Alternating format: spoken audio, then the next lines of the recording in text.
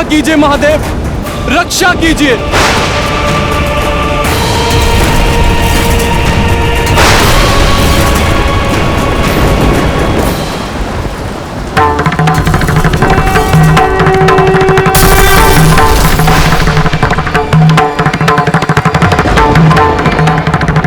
महादेव,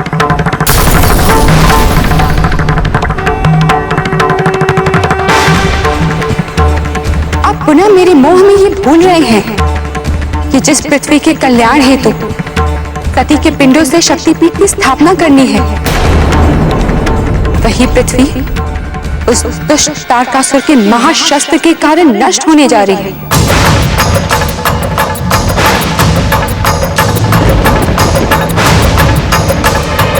यदि आपने इसी क्षण इस विनाश को नहीं रोका तो सब व्यर्थ हो जाएगा।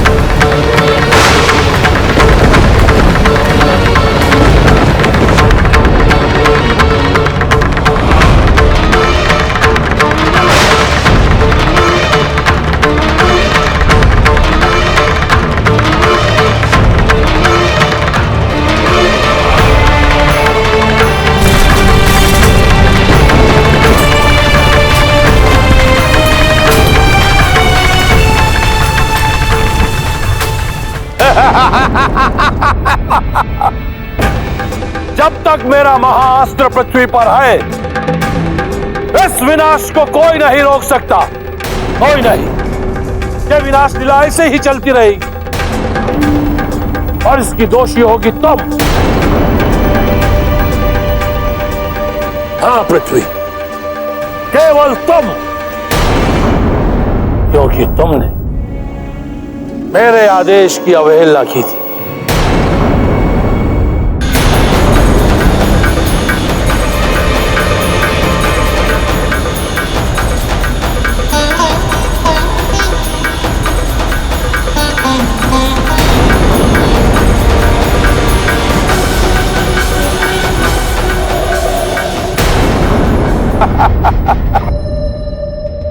तुम्हारा ये उत्साह कुछ ही क्षणों के लिए शेष है, क्योंकि शिव तुम्हारी विनाशक शक्ति को मेरे गर्भ से बाहर निकालने का प्रयास कर रहे हैं। अब इस विनाश को कोई नहीं रोक सकता, कोई नहीं। एक बार इस महाशक्ति ने विनाश प्रारंभ कर दिया तो वो रोक नहीं सकता। और यदि शिव ने इस महाअस्त्र को तुम्हारे गर्भ से निकाल भी लिया तो ये महाशक्ति ब्रह्मांड के जिस भी क्षेत्र में जाएगी, प्रलय वहां आएगा।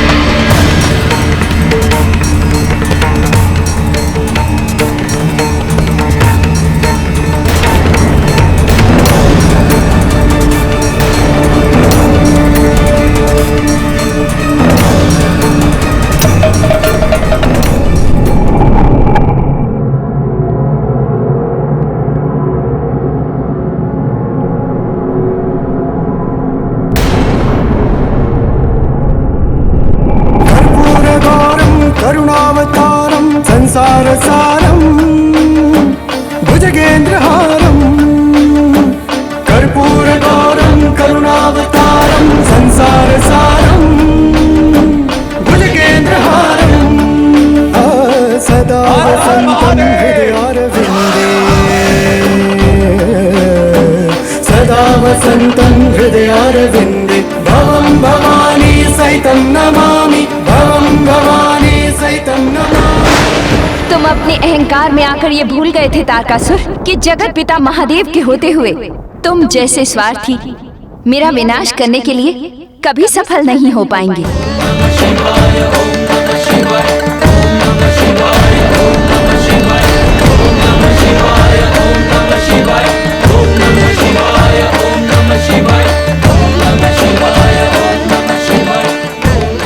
मैं आपकी आभारी हूँ आचार्य।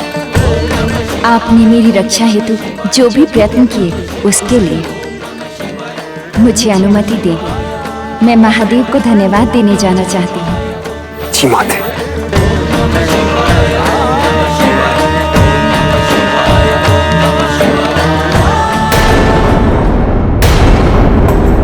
अब मेरे अमृतत्व पर पुनः प्रश्न चिन्ह लग गया। अब तो सती का पुनर्जन्म निश्चित है और उनकी संतान से मेरा वध होना भी निश्चित है।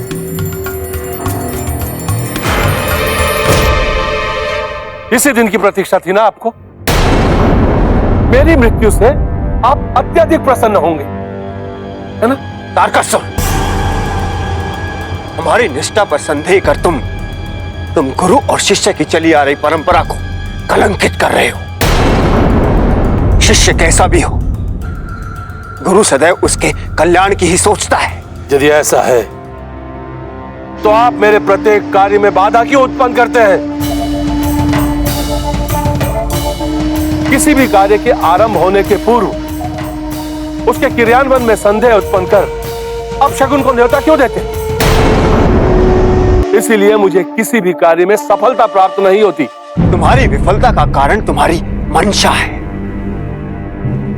अपने अहंकारों की पूर्ति के लिए, अपने भय को दूर भगाने के लिए, अपने स्वार्थ के लिए तुमने अपने अतिरिक्त सभी का अहित चाहा। तुम्हें सफलता कैसे मिलेगी?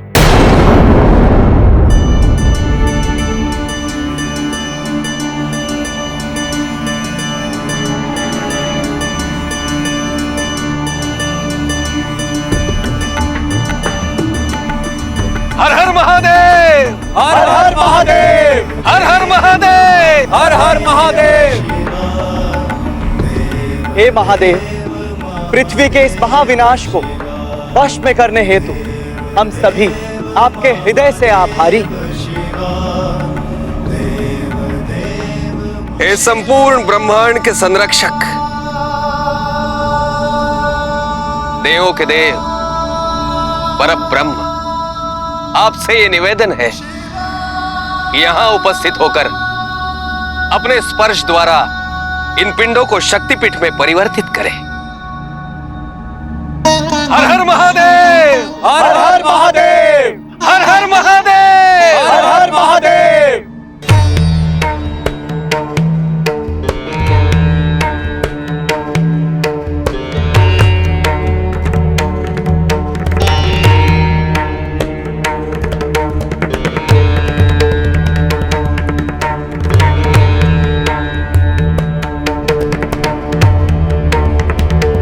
इन शक्तिपीठों में अब शक्ति का जागरण हो चुका है।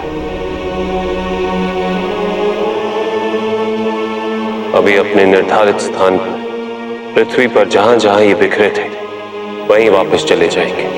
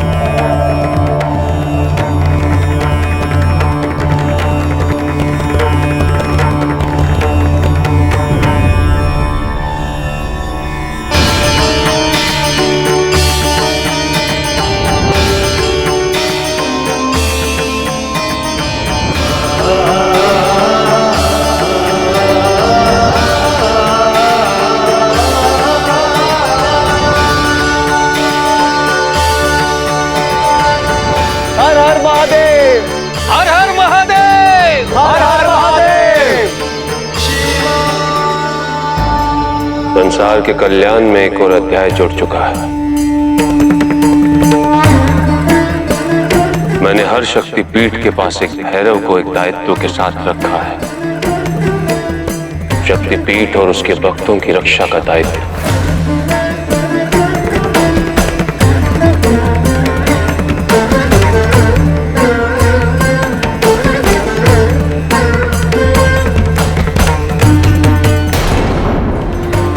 माता सती के शक्ति स्थल अनंत काल तक अपनी ऊर्जा से मनुष्यों की समस्याओं का निवारण करते रहेंगे।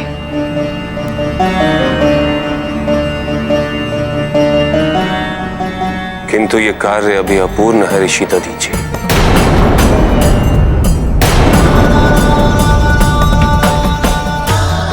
अभी भी 2 पिंड शेष हैं। मैंने केवल उन्हीं पिंडों को जागृत किया है जो मेरी दृष्टि में है। मुझे अभी भी 2 पिंडों को ढूंढना है। क्या क्या कहा तुमने? क्या अब भी मेरे अमृतत्व की आशा शेष है? हाँ सुरराज, अभी भी सती के 2 पिंड शिव की दृष्टि से ओझल हैं। यदि उनमें से एक भी नष्ट कर दिया जाए तो सती का पुनर्जन्म असंभव है।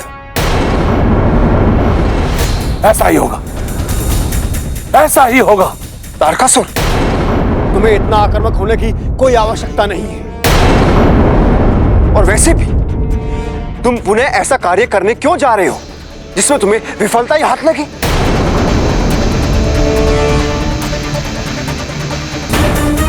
मैं कहां कुछ कर रहा हूं गुरुदेव, मैं तो आपके समक्ष खड़ा हूं। जो कुछ भी कर रहे हैं हमारे पुत्र कर रहे हैं, है ना?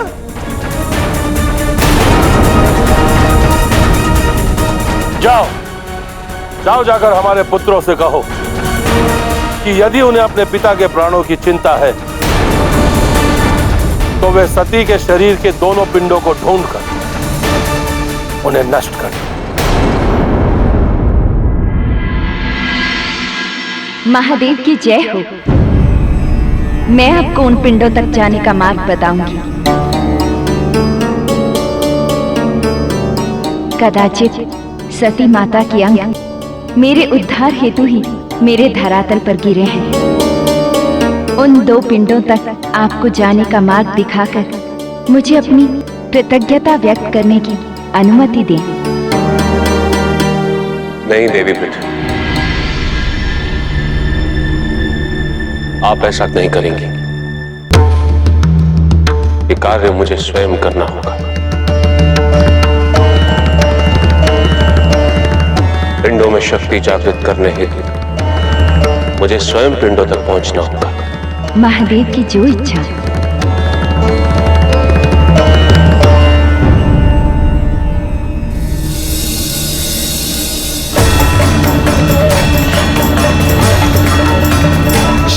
मेरी यात्रा के दूसरे चरण का उद्देश्य अब सती के 2 पिंडों को ढूंढकर उन्हें संरक्षित करना है।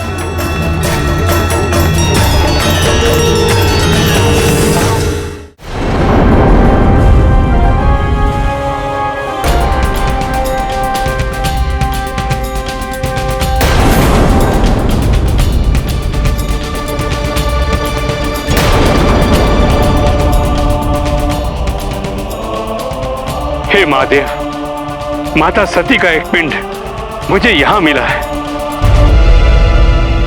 विद्युन्माली इसी ओर बढ़ रहा है। कदाचित उसे इस पिंड का पता चल गया है। महादेव के आने तक मैं स्वयं इसकी रक्षा करूंगा।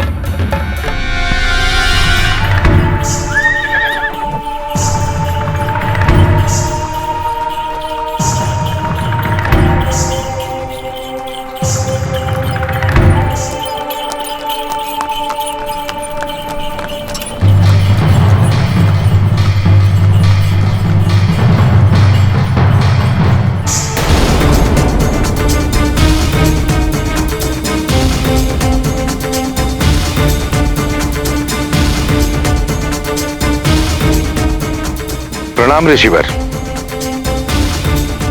मैं गिरि नरेश हेमावन हूं। मुझे विष्णु अवतार श्री बालाजी के मंदिर पहुंचना है। कृपा करके वहां पहुंचने का मार्ग बताएंगे? कैसा सुखद संयोग है। ये हिम नरेश आदि शक्ति के पुनर्जन्म में होने वाले पिता हैं और स्वयं इनका पदार्पण अपनी पुत्री की रक्षा हेतु हो रहा है। अब यही इस पिंड को असुरों की सेना से बचाने में मेरी सहायता करेंगे।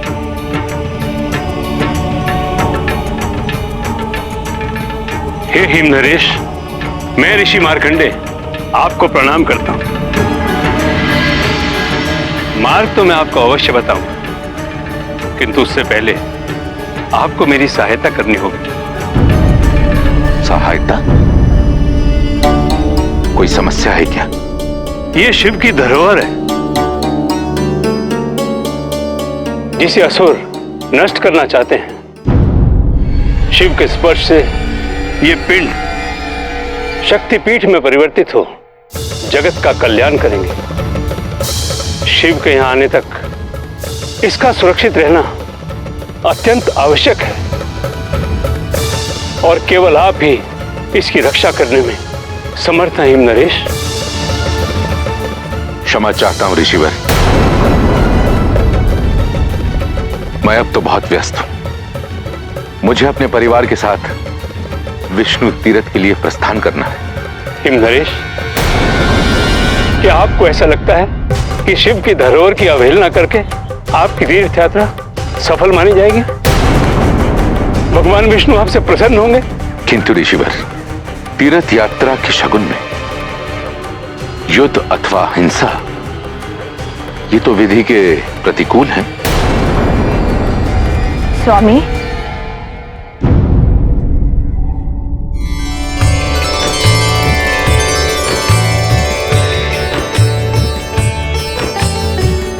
धर्म की रक्षा के लिए युद्ध करना हिंसा नहीं होती स्वामी। आदि शक्ति की जननी मीनावती को मेरा शत शत नमन। धर्म की रक्षा करना एक क्षत्रिय और राजा का परम कर्तव्य होता है। वो गौ और ब्राह्मण का प्रतिपालक होता है। इस ब्राह्मण के निवेदन को अस्वीकार मत कीजिए स्वामी। उचित है। सती के पिंड की रक्षा का संपूर्ण दायित्व अब मेरा है और मेरे अंतिम श्वास तक इसे कोई क्षति नहीं पहुंचेगी।